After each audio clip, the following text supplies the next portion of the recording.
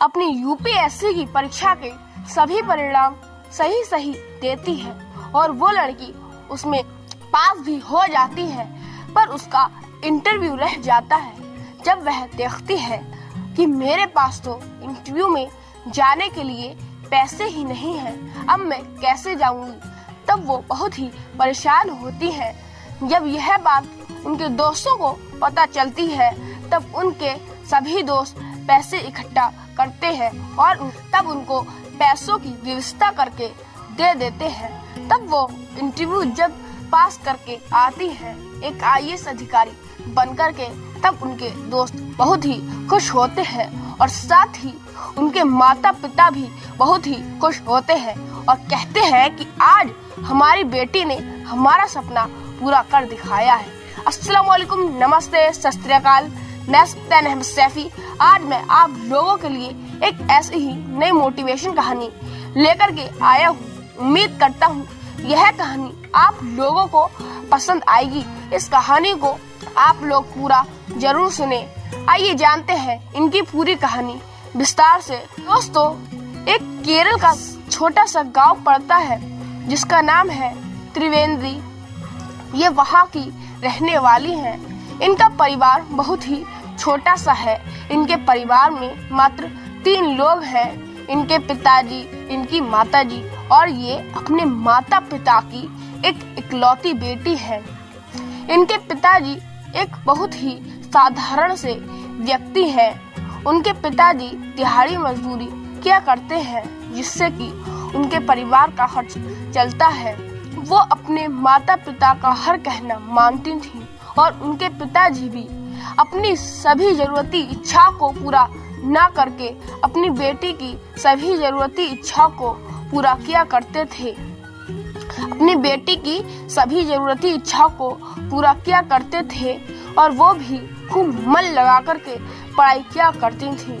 उनके पिताजी अपने गांव के ही एक बाजार में धनुष और तीर भी बेचा करते हैं जिससे कि उनकी परिवार का थोड़ा खर्च चल जाया करता था। और उनके पिताजी ना ही पढ़ लिख पाए ना ही कुछ बन पाए, लेकिन उन्होंने अपनी बेटी से कह दिया कि बेटा तुम खूब मन लगा करके पढ़ाई लिखाई करना और देश के लिए सेवा करना। तब वह कहती है कि ठीक है पिताजी, मैं देश के लिए सेवा करूंगी। तब वह कहती है तब अपनी शुरुआती शिक्षा अपने गांव के ही पोजू थाने के एक सरकारी स्कूल से पूरी की है और आगे की पढ़ाई करने के लिए वह सेंट जोसेफ कॉलेज में दाखिला ले लेती हैं। फिर वहां पर वह खूब मन लगा करके तैयारी करती हैं और जूलॉजी स्नातक की पढ़ाई पूरी करने के बाद वो कोझिकोड़ा चली जाती हैं। वहां पर वो एक विश्वविद्यालय में दाखिला ले लेती हैं और वहां पर अपनी पोस्ट ग्रेजुएशन करती हैं और ग्रेजुएशन करने के बाद वो सोचती हैं कि मैं क्यों ना कुछ काम करूं, कुछ नौकरी करूं जिससे कि मेरे घर की गरीबी थोड़ी कम हो जाए, मेरे घर की परिस्थितियां थोड़ी ठीक हो जाएं। तब उनको केरल में ही एक कलेक्टर के रूप में नौकरी मिल जाती है। फिर वहां पर वह खूब मन लगा कर के नौकरी करती हैं, बहुत ही अच्छे से नौकरी करती है और बखूबी से नौकरी करती है। तब उनके मन में एक विचार आता है कि क्यों ना मैं देश की सेवा करने के लिए सिविल सर्विस में चली जाऊं। तब वह सिविल सर्विसेज की तैयारी करना शुरू कर देती है।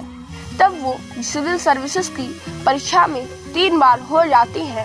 फिर जब वह चौथे प्रयास में देती है, खूब मन लगा करके तैयारी करती है और ट्रिविल कलेक्टर द्वारा चलाए जा रहे सिविल सर्विसेज से कुछ दिन तक कोचिंग लेती रहती है और जनजाति विकास विभाग से मदद मिलने के बाद वो अब खूब मन लगाकर के तैयारी करती हैं, एक नए जोश के साथ तैयारी करती हैं, एक नई मेहनत के साथ तैयारी करती हैं, एक नए ताकत के साथ तैयारी करती हैं और खूब मन लगाकर के करती हैं। जब वह 16 में एक कलेक्टर बन करके अपने घर वापस आती है 410वीं रैंक के साथ देश की सेवा करने के लिए, तब उनके पास रिव्यू देने जाती है। तब उनके पास पैसे नहीं होते हैं। जब यह बात उनके दोस्तों को पता चलती है, तब वो जल्दी जल्दी उनके घर पर जाते हैं और कहते हैं कि तुम अपने देश की राजधानी दिल्ली में इंटरव्यू देने क्यों नहीं जा रही हो।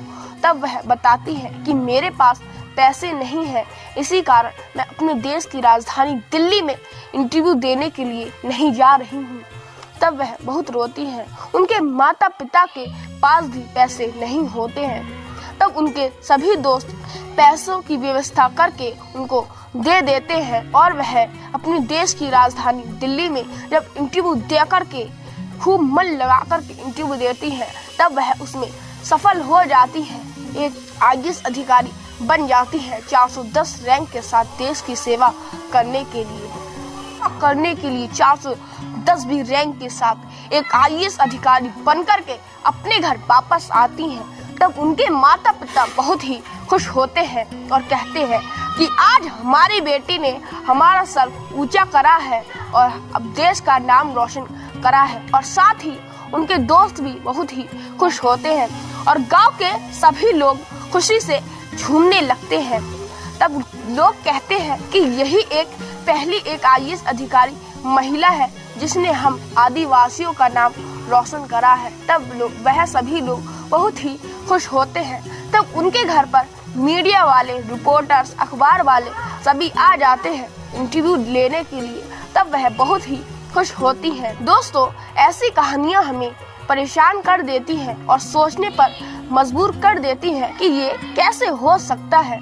दोस्तों, अगर आप लोगों को इस वीडियो से कुछ शिक्षा मिली हो तो हमारी कमेंट करके जरूर बताएं। अगर आप लोगों को यह हमारी वीडियो अच्छी लगी हो तो हमारी वीडियो को लाइक करें। अगर हमें कुछ सुझाव देना है तो नीचे कमेंट बॉक्स में कमेंट करें। ऐसी ही नई मोटिवेशन कहानी देखने के लिए हमारे चैनल को सब्सक्राइब करें और बेल आइकन दबाना न भूलें। कल फिर मिलते हैं एक ऐसी ही नई मोटिवेशन कहानी के साथ। अस्सलाम वालेकुम, नमस्ते, सत श्री अकाल, जय हिंद, जय भारत।